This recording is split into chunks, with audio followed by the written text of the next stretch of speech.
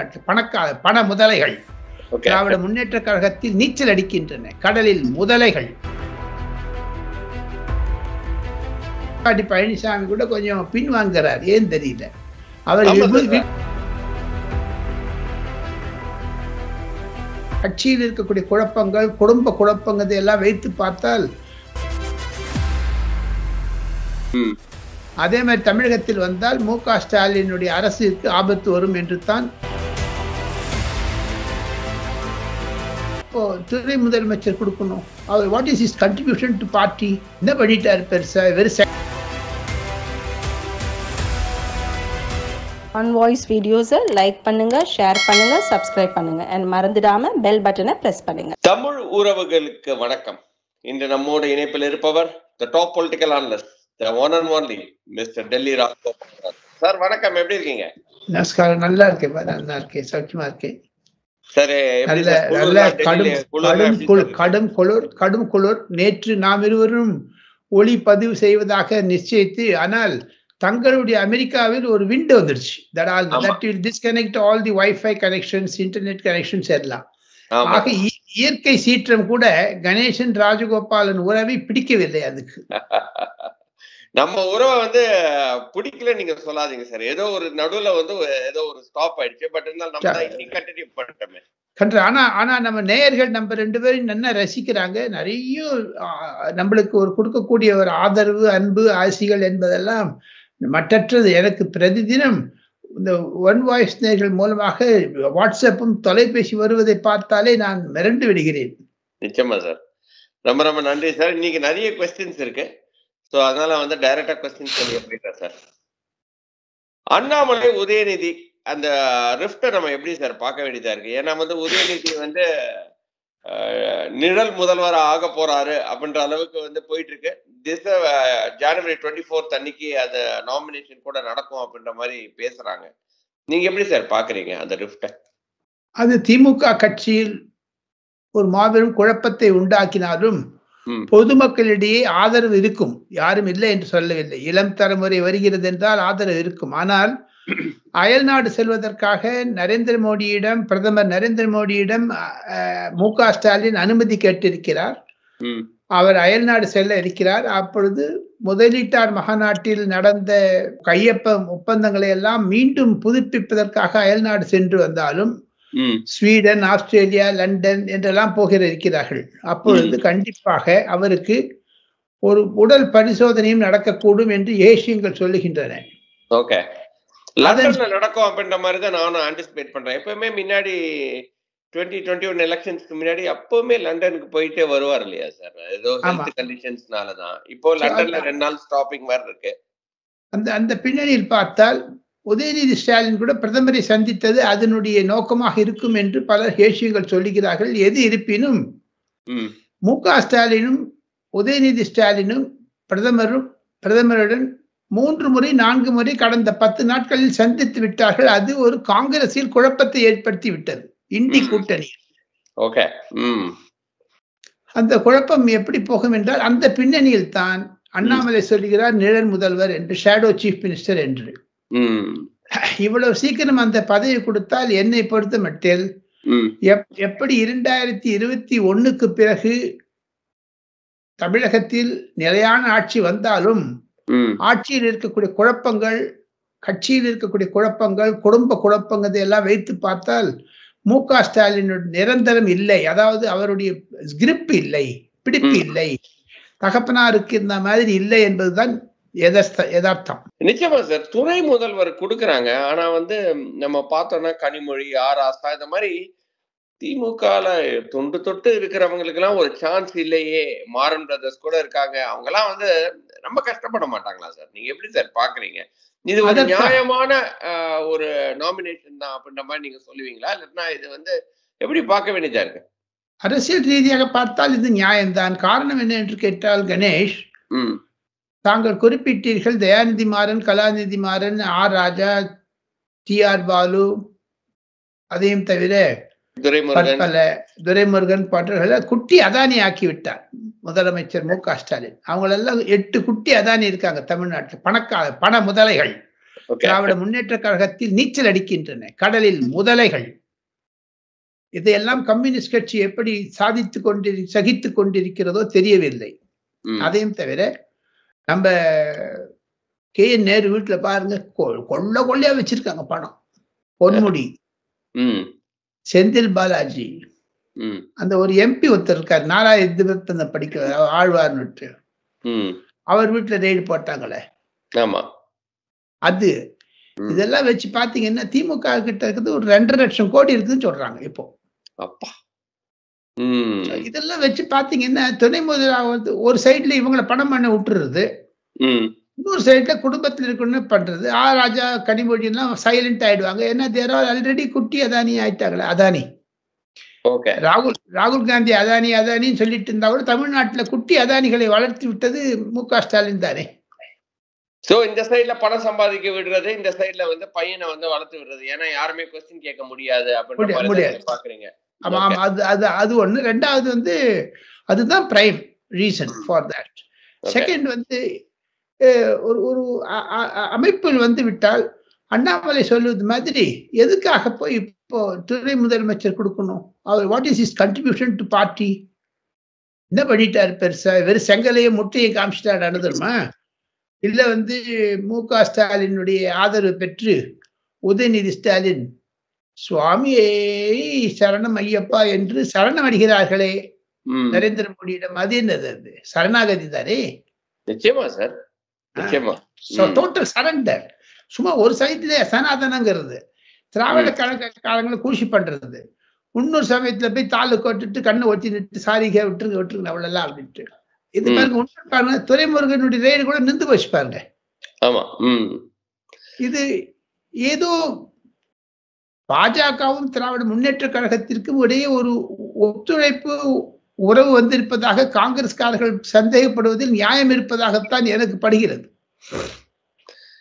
அப்போ வந்து நீங்க என்ன ஃபீல் பண்ணீங்கன்னா, காங்கிரஸ் வந்து DMK விட்டு வெளியே வர்றதுக்கு வாய்ப்புகள் இருக்கு. அது கசப்பு இருக்கும், வெளில வரமாட்டாங்க. அவ்வளவு பசங்க அதுல. அவனும் குட்டி அதானிகள் ஆயிட்டாங்க. காங்கிரஸ்ல இருக்கவங்கலாம் கூட மினி அதானி, அவனுக்கு பணம் கொடுத்துட்டு இருக்காங்க. சந்தா மாசத்துக்கு ஒரு இத்தனை பொட்டலம் போயிடும் அவங்க. சரிங்க சார். அதே மாதிரி வந்து அண்ணாமலையோட ஆட்டத்தை தாங்க முடியல, அதனாலதான் உதயநிதி ஸ்டாலினை கொண்டு வராங்க. அதனால டைனமிக்ஸே, தமிழ்நாடு டைனமிக்ஸே இனிமேல் வந்து அண்ணாமலை வர்சஸ் உதயநிதி அப்படின்ற மாதிரி மாறுறதுக்கு வாய்ப்புகள் இருக்கு அப்படின்ற மாதிரி சொல்றாங்க சார். நீங்க எப்படி பாக்குறீங்க? அது மாதிரி அது உண்மைதான், அது உண்மைதான், யாரும் இல்லை என்று சொல்லவில்லை. அண்ணாமலை என்பவர் தமிழகத்தில் இருக்கக்கூடிய அரசியலுக்காரர்களுக்கு ஒரு சிம்ம சொப்பனமாக இருக்கிறார். அண்ணாமலைக்கு இருக்கக்கூடிய இளைஞருடைய ஆதரவு என்பது மட்டற்றது. எடப்பாடி பழனிசாமி கூட கொஞ்சம் பின்வாங்கிறார். ஏன் தெரியல. அவர் விபூதியெல்லாம் இட்டுக்கிறது கிடையாது இப்போ. ஏன் தெரியல. இது ஏடிஎம்கேக்கு மிகப்பெரிய ஒரு எஃபெக்ட் கொடுக்கும் இல்லையா சார்? ஏன்னா வந்து இனிமேல் டைனமிக்ஸ் இப்ப வந்து உதயநிதி ஸ்டாலின் உள்ள வந்துட்டாரு அப்படின்னா வந்து அண்ணாமலை வர்சஸ் உதயநிதின்ற மாதிரி போயிடுச்சு அப்படின்னா, உதயநிதி உள்ள வந்து விட்டால் கட்சி வளராது, ஆட்சியில் ஊழல் பெருகும். எப்படி அதிமுக அம்மையார் ஜெயலலிதாக்கு பிறகு சிதறிவிட்டதோ அந்த சிதறல் திமுகவிலும் 2024க்கு பிறகு 2026க்குள் பார்க்கலாம். ஏடிஎம்கே எப்படி ஸ்பிளிட் ஆச்சோ அதே மாதிரி டிஎம்கேவும் ஒரு ஆன்டி உதயநிதி ஸ்டாலின் வந்துருங்க. ஜனங்க நடுவில் அது வந்துருச்சுங்க. அது கட்சிக்குள்ள வரும் அப்படின்ற மாதிரி நீங்க ஃபீல் பண்ணீங்களா சார்? ஜனங்களுக்குள்ள வந்துட்டு கட்சியில தானா வந்துருங்க. அது யாரு வந்து ஏக்நாத் ஷிண்டே மாதிரி யாரு கொண்டு போவாங்க நீங்க நினைக்கிறீங்க சார்? கனிமொழி. கனிமொழி வாசஸ் உதயநிதினு வர்றதுக்கு நிறைய வாய்ப்புகள் இருக்கு இல்லையா? அதுக்கு பாஜகவிடம் கனிமொழியை சில ரகசியங்களை சொல்லிக் கொண்டு வருகிறார். சுப்ரியா சூலே, சரத்பவாருடைய மகள், அவங்ககிட்ட நிறைய பேசிட்டு இருக்காங்களே கனிமொழி. எங்கிட்டே சுப்ரியா சூலே சொல்றாங்க நிறைய விஷயத்தெல்லாம். ஃபேண்டாஸ்டிக். சோ அப்படி போச்சு அப்படின்னா வந்து நிச்சயமா டிஎம்கே ஸ்பிளிட் ஆகிறதுக்கு நிறைய வாய்ப்புகள் இருக்கு இல்லையா? ஸ்பிளிட்னு சொல்ல முடியாது கணேஷ், ஒரு கசப்பு வந்துரும். சரிங்க சார். பெரியவங்கள ஒதுங்க ஆச்சு. இப்ப பாருங்க துரைமுருகன் ஒதுங்கிட்டாரு டப்புன்னுட்டு.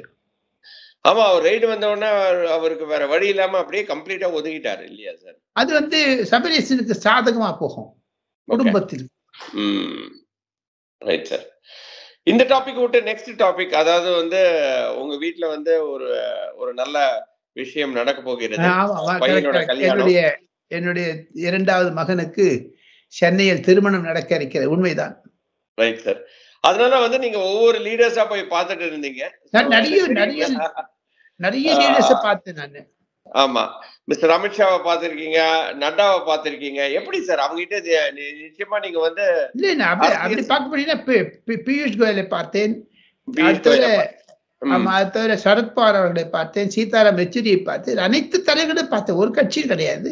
ஆனா தமிழ்நாட்டில் யார் எதை அரசியல் ரீதியாக நான் சந்திப்பு இருந்தாலும் அதை நான் பொது தளத்தில் கொடுப்பது மரியாதை அற்றது.